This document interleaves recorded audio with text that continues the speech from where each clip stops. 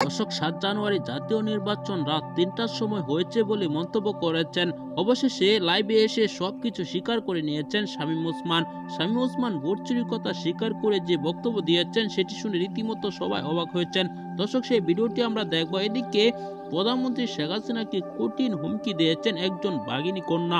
তার বক্তব্যটি ব্যাপকভাবে ছড়িয়ে পড়েছে। তার সাহস দেখে আপনি অবাক হয়ে যাবেন। খুবই গুরুত্বপূর্ণ ভিডিওটি, না টেনে পুরো ভিডিওটি দেখতে থাকুন। চ্যানেলে নতুন হলে সাবস্ক্রাইব করে রাখবেন পরবর্তী আপডেট পাওয়ার জন্য। ভিডিওতে একটি লাইক দিয়ে দেখতে থাকুন। সম্পূর্ণ মূল্যবান মতামত কমেন্টে জানাবেন।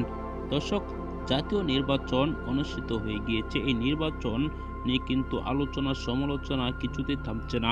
আওয়ামী লীগ এমনকি স্বতন্ত্র প্রার্থীরাও বলছে যে এই ভোট চুরি হয়েছে। কিছুদিন আগে আমরা দেখেছি যে আওয়ামী লীগের একজন হেভিওয়েট নেতা তিনি মন্তব্য করেছেন যে রাতেই ভোট হয়েছে, এরকম কি ভোট চুরি হয়েছে। দর্শক, আজকে আপনারা দেখেছেন যে একজন স্বতন্ত্র প্রার্থী তিনিও মুখ খুলেছেন। তিনি বলেছেন যে ৭ জানুয়ারি নির্বাচন রাত ৩টা বা ৩:৩০টার দিকে হয়েছে। দর্শক, তার এই বক্তব্যটি ব্যাপকভাবে ছড়িয়ে পড়েছে সামাজিক যোগাযোগ মাধ্যমে। দর্শক, ভোট চুরি করে তারা নিজেরাই কিন্তু স্বীকার করছে। তা নিয়ে কিন্তু রীতিমতো আওয়ামী লীগ কঠিন চাপে পড়ে যাচ্ছে। আন্তর্জাতিক মহলে কিন্তু তাদেরকে হুঁশিয়ারি বার্তা দেওয়া হচ্ছে যে এই নির্বাচন সুষ্ঠু হয়নি, আবারও নির্বাচন দেওয়ার কথাও কিন্তু কোনো রাষ্ট্র বলছে। দর্শক, আপনারা এই ভিডিওতে যে তথ্যগুলো পেয়েছেন অবশ্যই জানাবেন।